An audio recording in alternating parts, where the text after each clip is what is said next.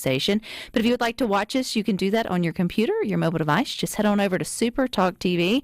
Now we're going to celebrate the fact that it's National Buttermilk Biscuit Day. How delicious does that sound? And I bet you didn't know, or maybe you did, that in 2008, Natchez, Mississippi was named the Biscuit Capital of the world. I love that they claimed that. So we're catching up with the Queen of Biscuits. That's Miss Chef Regina Charboneau of Natchez. Hey, Chef. Hi, how are you, Rebecca? I am doing well, and I can smell your biscuits from here. Oh, good. Yes, happy Biscuit Day. Happy Biscuit Day. I love the fact that Natchez sort of claimed the name to be the biscuit capital of the world. Do you know any of the reasons behind maybe why the city went after that distinction? Do we have a good... Yeah.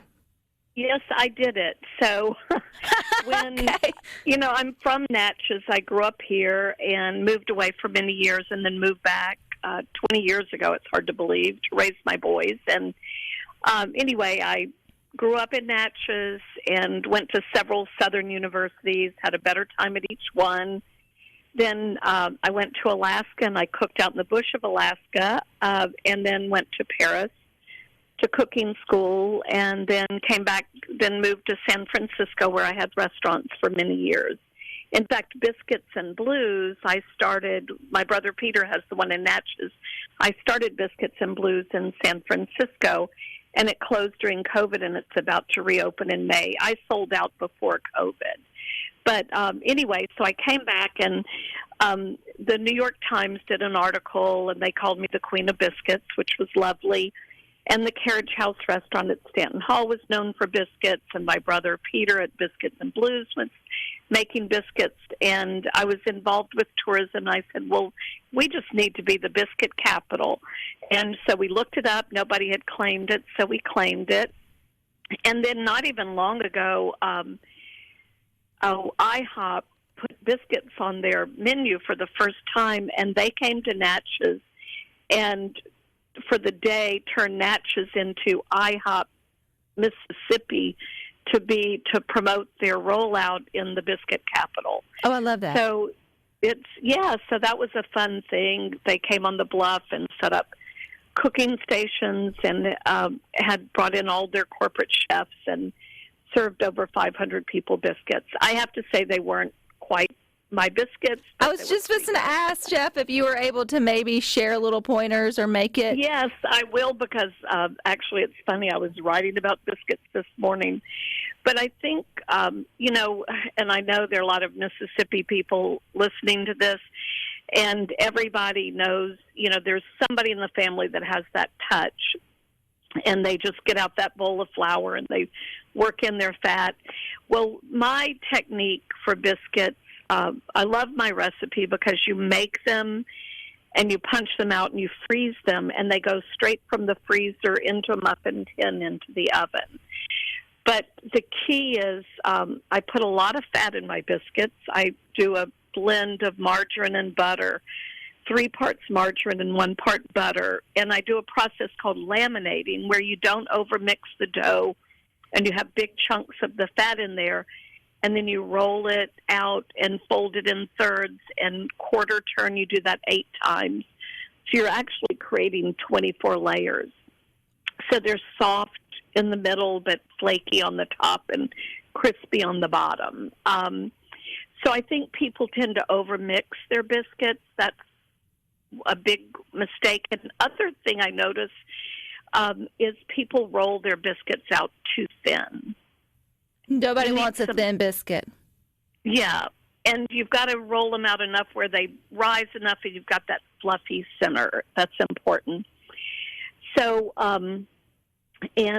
most people use Crisco, but when I was in Paris and I made biscuits for the very first time, I could not find Crisco, and I was taking some pastry courses, and they use a lot of margarine in French pastries, as well as a lot of butter. And I thought, well, they're both solid vegetable oils. I'll try it. And the fact that I used the sticks of margarine, the fat did not get incorporated too fast. When you use something really soft, it gets incorporated pretty fast. And it doesn't mean you have a bad biscuit. You just have a soft kind of biscuit where mine is a little more complex. It sounds delicious, Chef. I have no idea how to make one.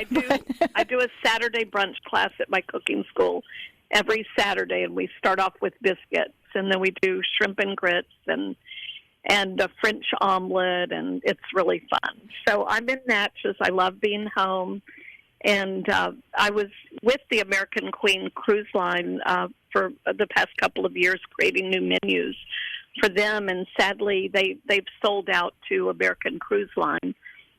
But I was ready to semi-retire anyway, and so I'm just doing my cooking school and writing my 5th cookbook. So what's the appropriate topping for a biscuit, Chef? Is it a jam or a jelly? A perfect topping for one of your biscuits or biscuits in general? What's a no-no or what's considered that's Southern? Well, honestly, you don't need butter on my biscuits. But I do. My brother Peter, who has Biscuits and Blues, because they go through so many biscuits, they don't roll and fold as many times as I do. But what he does is an apricot butter that makes his really good in a different way. So you can, if you overmix the biscuits, you can do a flavored butter.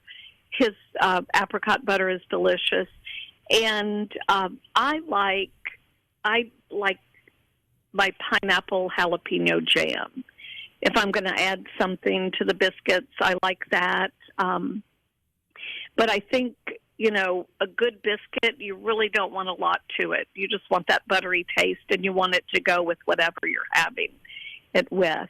But, I do kind of a separate, I'll take my biscuit dough this time of year when the Louisiana strawberries are in season, and I add white chocolate chips to the flour, and then I add orange marmalade to the butter. And when I get to the 5th time of rolling them out, I use sugar.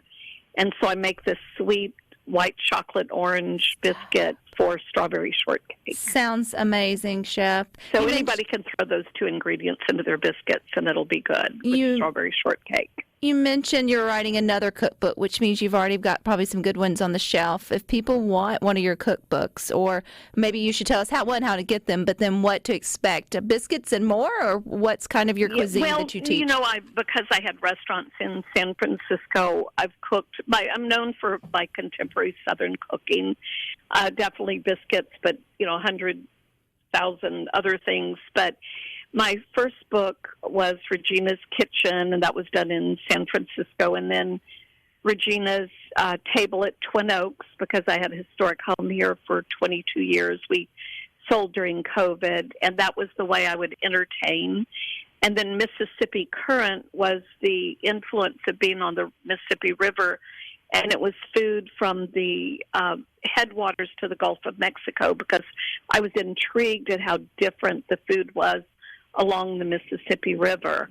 And it's interesting, everything changes when you're coming from the upper Mississippi down towards New Orleans. Everything changes at the confluence of the Arkansas River food-wise.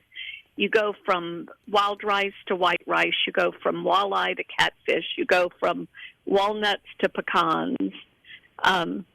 There's a definite change. And then when you hit Memphis, it changes again because it's more soulful and barbecue. And then when you get to Natchez, it's a little more like New Orleans. And, of course, New Orleans is a world into itself.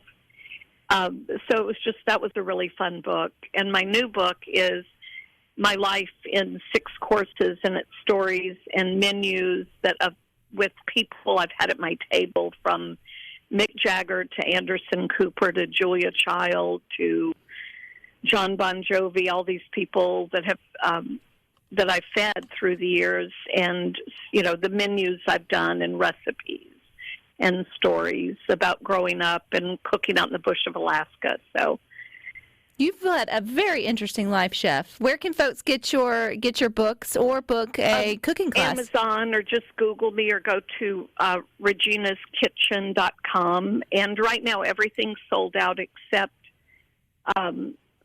Miss Regina's Table at Twin Oaks, but they're reprinting Mississippi Current, my publisher, and people are able to pre-order that on Amazon. And there's another book that I was involved in to raise money for Stanton Hall that's a beautiful book called Natchez Style, and I created 24 menus for 24 of the tour houses of Natchez, and it's a beautiful coffee table book. And all that money goes to Stanton Hall, and you can order that through Natchez Pilgrimage Tours. Well, I appreciate your time, Chef. I love that. All right. Thank you so much for joining us on National Happy Buttermilk Biscuit Day. Yeah, we'll have to get you back. Bye-bye. All right, thank you. Bye-bye. You guys stick with us. We got more for you coming up next.